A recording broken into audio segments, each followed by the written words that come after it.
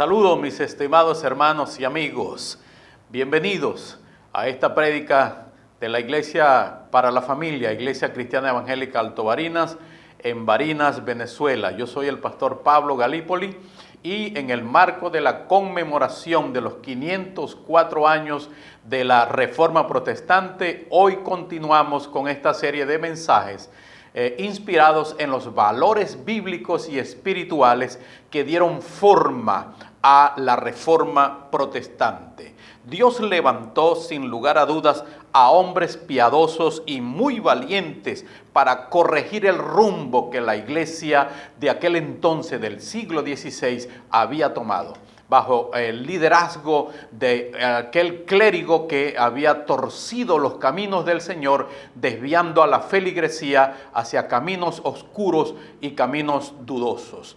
Las 95 tesis que clavó Martín Lutero en la Catedral de Wittenberg se resumen en 5 solas que hemos venido explicando todas estas entregas anteriores.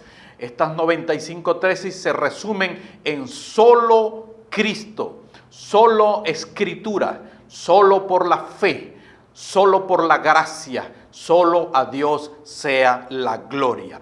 Y solo Cristo, que es la doctrina que hoy nos corresponde entregarles a ustedes, solo Cristo es la declaración doctrinal que es el corazón del Evangelio y engloba a las demás solas. Es decir, sola Escritura resume que Cristo es la palabra encarnada, que Cristo es el logo de Dios que se ha revelado a los hombres. Cristo es el logo que se hizo carne, solo Escritura. Solo por la fe significa que Cristo es el autor y el consumador de la fe cristiana. Solo por la gracia significa que Cristo es la gracia, es la mayor manifestación del amor de Dios entregado a los hombres. Solo a Dios sea la gloria. Cristo es el resplandor de la gloria de Dios. Él le ha dado a conocer. Cristo es el reflejo de la gloria de Dios aquí en la tierra. Ahora, pero ¿qué significa solo Cristo? ¿Por qué esta doctrina es tan importante para la fe cristiana?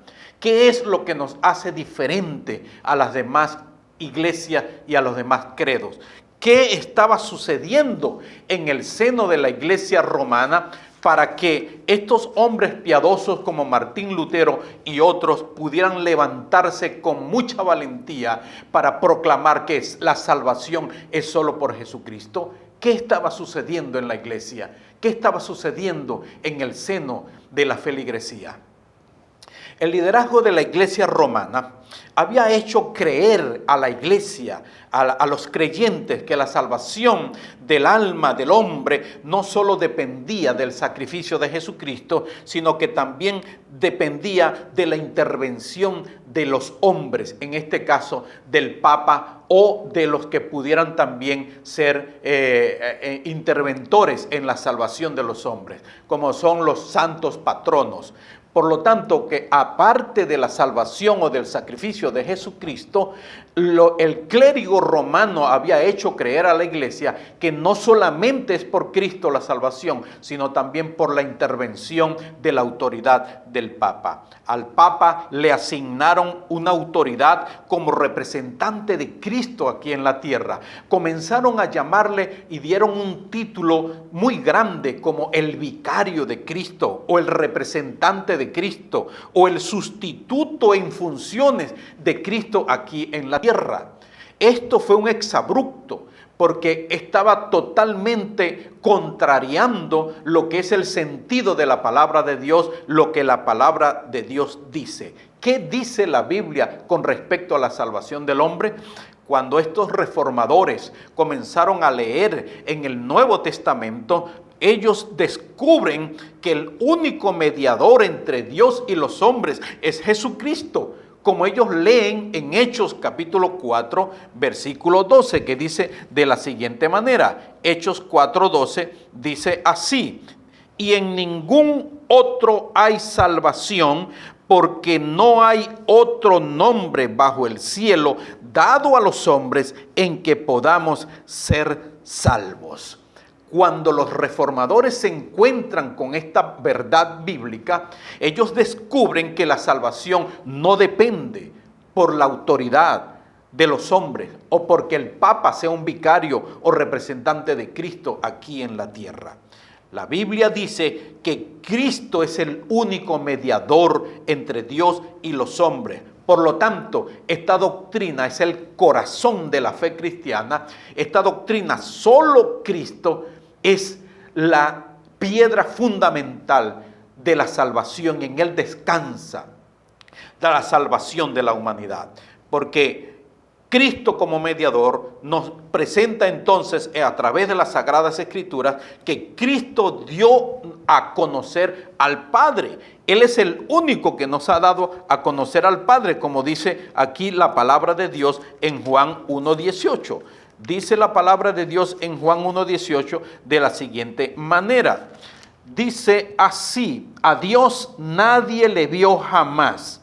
El unigénito Hijo que está en el seno del Padre, Él le ha dado a conocer. Por lo tanto, la Biblia, al ser abierta delante de los ojos y del corazón de aquellos reformadores, ellos llegan a la conclusión bíblica que Cristo nos dio a conocer al Padre. A Dios nadie le vio jamás.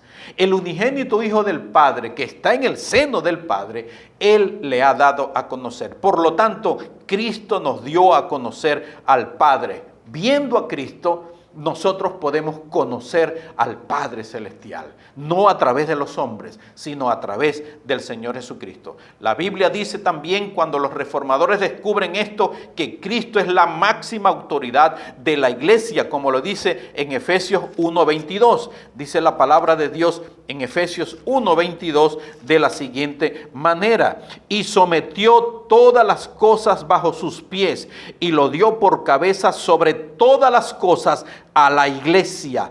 Por lo tanto, no es el Papa la cabeza de la iglesia, no es hombre alguna la cabeza de la iglesia, es Cristo la cabeza de la iglesia. Y sometió todas las cosas bajo sus pies, esto es Cristo, y lo dio por cabeza sobre todas las cosas a la iglesia.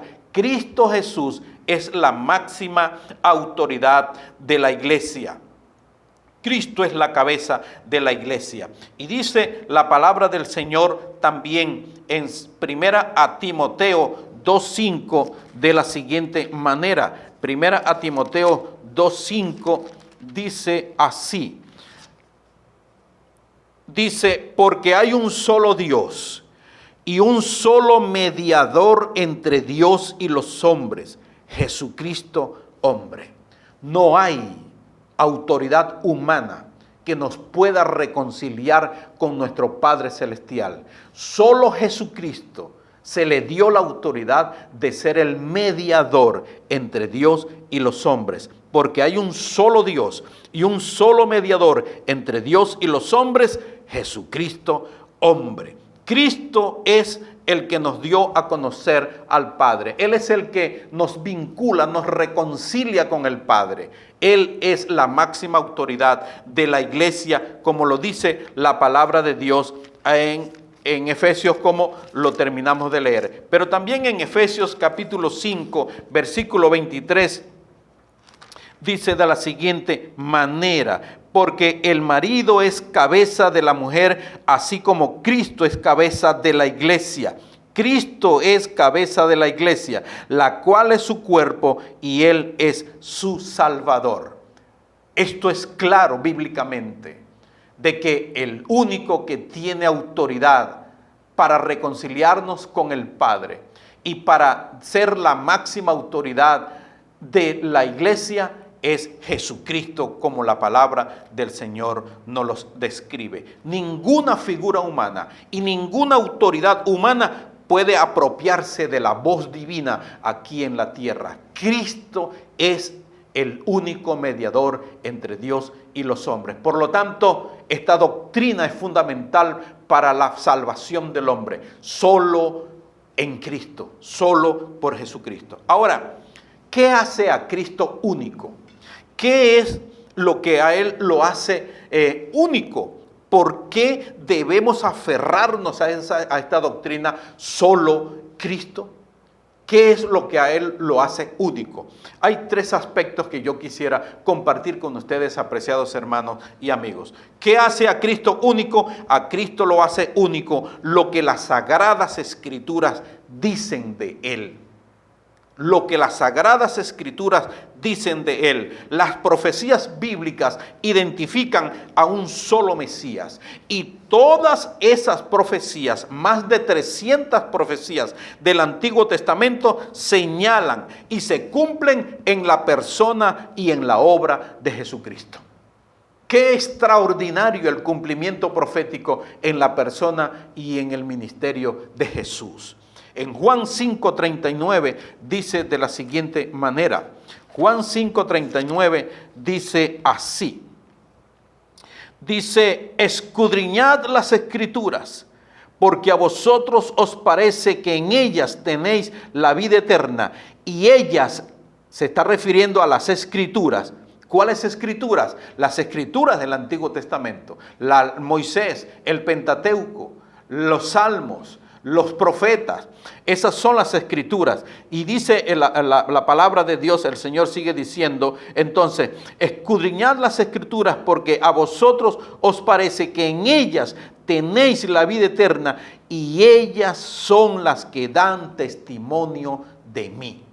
Esto es lo que hace único a Jesucristo, porque todas las Escrituras señalan a un solo Mesías y estas profecías indican claramente a la persona y a la obra de Jesucristo.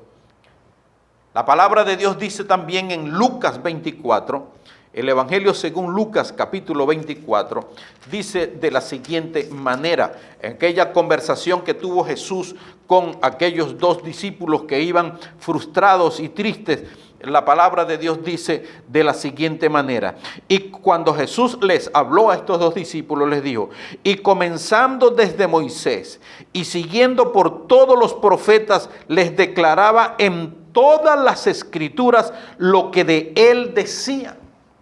Jesús estaba diciéndoles aquí, explicándoles a estos dos discípulos que estaban frustrados y tristes por las cosas que habían sucedido en Jerusalén después de la muerte de Cristo, que estas Escrituras daban testimonio del Señor Jesucristo. Y Él les explicaba todo lo que la palabra, los profetas y la ley de Moisés decían acerca de Él. Y el versículo 44 es revelador. El versículo 44 dice de la siguiente manera, y les dijo, estas son las palabras que os hablé estando aún con vosotros, que era necesario que se cumpliese todo lo que está escrito de mí en la ley de Moisés, en los profetas y en los salmos. Qué maravilloso esto, cuando descubrimos que a Cristo lo hace único, todo lo que las Sagradas Escrituras dicen de Él. Y es increíble todo el contenido de más de 300 profecías que se cumplen en la persona y en la obra de Jesucristo. El lugar de su nacimiento, dónde iba a nacer, todo el ambiente donde iba a nacer, todo lo referente a su ministerio, todo lo referente a la ciudad donde iba a nacer y donde se iba a criar, de cómo iba a sufrir su muerte, cómo iba a ser traicionado. Más de 300 profecías se cumplen en la persona de Jesucristo. Y eso es muy interesante que nosotros pudiéramos saberlo y cómo el Señor lo explicó a sus discípulos. En Juan 1:45 dice la palabra de Dios de la siguiente manera. En una conversación que tuvo Jesús con algunos de sus discípulos, con Felipe y con Natanael. Y dice la palabra de Dios en Juan 1:45. Y Felipe halló a Natanael y le dijo, hemos hallado a aquel de quien escribió Moisés en la ley, así como los profetas, a Jesús, el hijo de José de Nazaret. Increíble cómo esta revelación espiritual en la persona de Natanael y de Felipe cuando él le dice a Natanael: hemos hallado a aquel de quien escribió Moisés. ¿Y de quién escribió Moisés? Del Mesías. ¿Y a quién estaba señalando las profecías en el cumplimiento en el Nuevo Testamento? A Jesús. Por lo tanto, a Cristo Jesús lo hace único todo lo que las Sagradas Escrituras dicen acerca de Él. En segundo lugar, ¿qué hace único a Jesús?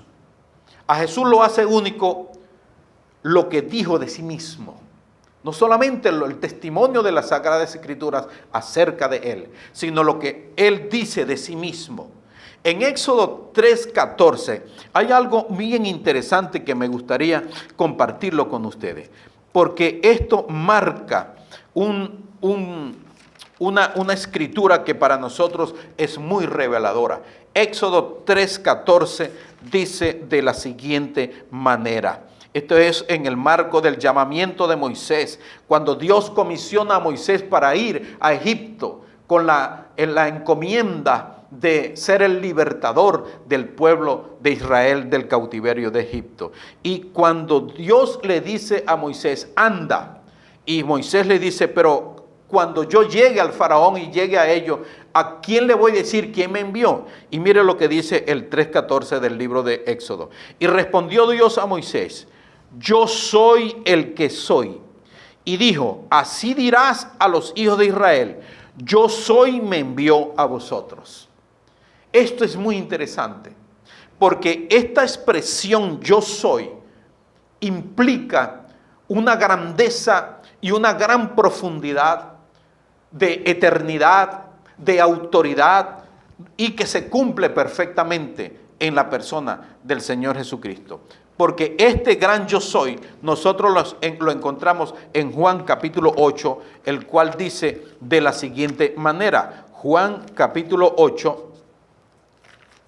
dice así. Juan capítulo 8, versículos 58 y 59, dice así, 58 y 59. Dice: Jesús le dijo. Esta es una discusión que estaba teniendo Jesús y hablando con algunas personas. Y aquí este versículo 58, Jesús les respondió: de cierto os digo, antes que Abraham fuese, yo soy. Antes que Abraham fuese, yo soy. Es la misma expresión que encontramos en Éxodo 3:14. Yo soy, me ha enviado. Y Jesús le está diciendo aquí a estos hombres que antes que Abraham fuese, Él ya existía. Él es el gran yo soy del Antiguo Testamento. Y dice aquí el versículo 59, tomaron entonces piedras para arrojárselas, pero Jesús se escondió y salió del templo y atravesando por en medio de ellos se fue. ¿Por qué quisieron apedrear a Jesús cuando Él dijo la declaración antes que Abraham fuese, yo soy? Porque esta declaración solamente se le atribuye a Dios. Y Jesús en esta ocasión, Él se está atribuyendo, Él está declarando en sí mismo que Él es el mismo con Dios. Él es el mismo con el Padre. Jesús declaró ser igual a Dios. Porque entonces, ¿por qué quisieron intentar apedrear a Jesús? Porque Él dijo antes que Abraham fuese yo soy. Porque ellos estaban considerando que Él se estaba igualando a Dios. Y realmente Jesús es la manifestación de la gloria de Dios aquí en la tierra. Por lo tanto, solo Cristo es la doctrina, es el corazón fundamental de la fe cristiana. Solo Cristo. Cristo declaró ser igual a Dios. En Juan 5:18 nosotros encontramos también una declaración muy similar. En Juan 5:18 dice de la siguiente manera. Dice: por esto los judíos procuraban matarle, porque no solo quebrantaba el día de reposo, sino que también decía que Dios era su propio Padre, haciéndose igual a Dios. Porque Jesucristo dijo: mi Padre hasta ahora trabaja y yo trabajo. Jesús es igual al Padre. Él es Dios. Por lo tanto, solo Cristo es el mediador entre Dios y los hombres. Él tiene poder igual al Padre. Él declaró tener poder para darle vida al hombre, como dice en Juan 5:21. Aquí mismo en este capítulo, en Juan 5:21, dice de la siguiente manera: porque como el Padre levanta a los muertos y les da vida, así también el Hijo a los que quiere da vida. Hay poder en el nombre de Jesús y en su nombre para dar vida a los hombres. Por lo tanto, Jesucristo es Dios. Él es igual a Dios. Esto es lo que lo hace a Él diferente. Lo que dijo de sí mismo: Jesús es Dios. Por lo tanto, Él es la manifestación de la gloria de Dios aquí en la tierra. Y es muy interesante porque en este capítulo también Jesús determina el destino de los hombres. En Juan 5:24 dice de la siguiente manera: de cierto os digo, el que oye mi palabra y cree al que me envió, tiene vida eterna y no vendrá a condenación, mas ha pasado de muerte a vida. Qué interesante es esta declaración, porque Jesús está diciendo aquí: el que oye mi palabra y cree al que me envió tiene vida. Por lo tanto, Jesucristo determina el destino de los hombres, porque el que cree en Él tiene vida eterna, pero el que rehúsa creer en el nombre del Hijo de Dios ya ha sido condenado. Por lo tanto, Cristo es único porque Él es Dios también. Él declaró en Juan 14:6, Él declaró de la siguiente manera. Esta declaración es muy interesante porque nos ayuda a entender lo que Él dijo acerca de sí mismo. 14:6 dice de la siguiente manera: Jesucristo dijo: yo soy el camino y la verdad y la vida. Nadie viene al Padre sino por mí. Aquí está. En los evangelios nosotros encontramos 8 yo soy que pronunció o declaró el Señor Jesucristo. Este es uno de ellos. Yo soy el camino y la verdad y la vida. Nadie viene al Padre sino por mí. ¿Qué está diciendo esto? Que Jesucristo es el camino. No un camino entre muchos, no, Él es el único camino para ir al Padre. Jesucristo está diciendo aquí que Él es la verdad. No es que es una verdad entre muchas verdades que pudieran compararse con Mahoma, o que pudieran compararse con Buda o con cualquier otro líder religioso de la historia. No, Él es la única verdad. Él es el único camino. Jesucristo es la vida. Fuera de Cristo no hay vida. Fuera de Cristo hay es muerte. Cristo es el camino, es la verdad y Cristo es la vida. ¿Qué hace único a Jesucristo? A Cristo lo hace único lo que Él hizo. No solamente lo que las escrituras sagradas dicen acerca de Él. No solamente por lo que Él dijo de sí mismo, sino que también lo hace único. Lo que Él hizo, su obra a favor de la humanidad. Jesús, al ofrecer su vida como el Cordero de Dios, su muerte en la cruz, nos reconcilia con el Padre. No hay otro camino. No hay otro sacrificio que pueda sustituir a la obra de Jesucristo en la cruz del Calvario. Su obra, su muerte expiatoria, su esfuerzo para darnos a nosotros vida a través de su muerte, lo hace único. Lo hace único. Solo el sacrificio de Jesucristo nos reconcilia con el Padre. Todo el sistema sacrificial del Antiguo Testamento estaban enfocando hacia el sacrificio de Cristo como el Cordero de Dios en el Nuevo Testamento.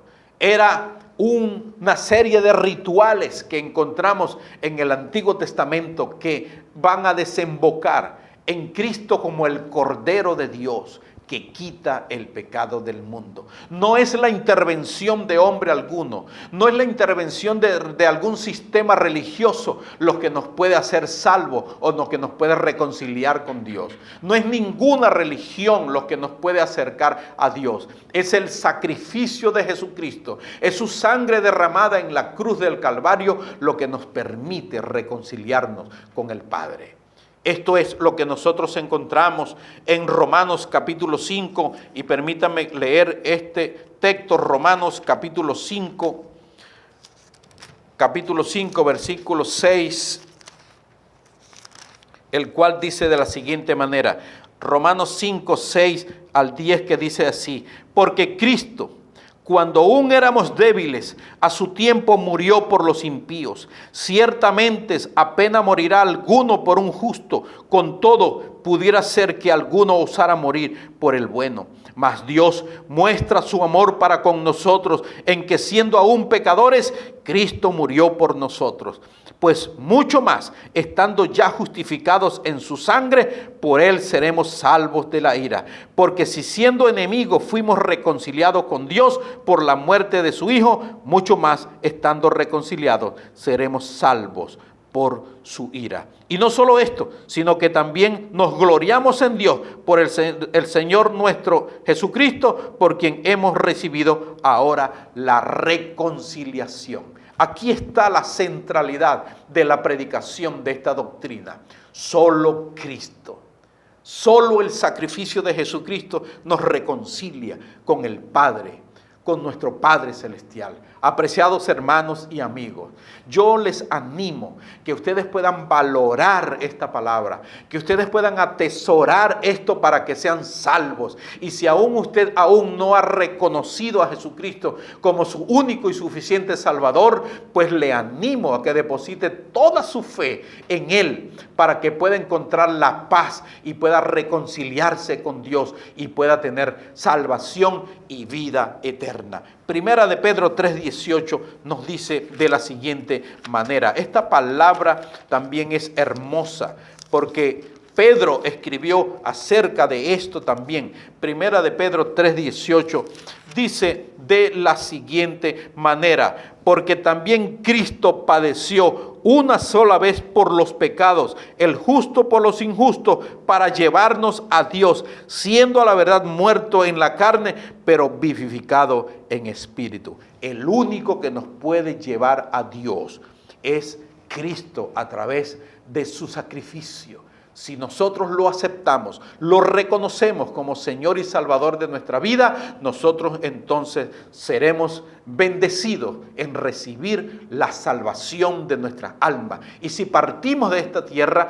tenemos la seguridad que así como Cristo resucitó, también nosotros resucitaremos para la gloria del Señor. Y quiero ir finalizando leyendo y compartiendo con ustedes Hechos capítulo 4. Hechos capítulo 4, el cual dice de la siguiente manera. Hechos 4:9 dice de la siguiente manera: puesto que hoy se nos interroga, esto es Pedro y Juan hablando, puesto que hoy se nos interroga acerca del beneficio hecho a un hombre enfermo, de qué manera éste haya sido sanado, sea notorio a todos vosotros y a todo el pueblo de Israel, que en el nombre de Jesucristo de Nazaret, a quien vosotros crucificasteis y a quien Dios resucitó de los muertos, por él este hombre está en vuestra presencia sano. Y este Jesús es la piedra reprobada por vosotros los edificadores, la cual ha venido a ser cabeza del ángulo, y en ningún otro hay salvación, porque no hay otro nombre bajo el cielo dado a los hombres en que podamos ser salvos. Solo Cristo. Solo Cristo, solamente por los méritos de Jesucristo, el hombre puede alcanzar salvación. Apreciados hermanos y amigos, mi anhelo es que esta enseñanza haya sido de mucho provecho para usted. Y le animo que usted pueda aferrar su fe a esta doctrina bíblica, solo Jesucristo, y que usted pueda meditar en esta palabra. Le animamos también que usted pueda comunicarse con nosotros, con @Iglesia para la Familia. Usted puede seguir nuestro contenido que estamos creando para ayudarles en su crecimiento espiritual, o a través de los números telefónicos que se estarán dando a continuación. Usted puede comunicarse con nosotros. Que Dios te bendiga, que el Señor te guarde y que el Señor pueda prosperar tu fe en todo lo que Él quiera darte para ti y para toda tu familia. Dios te bendiga y que el Señor te guarde.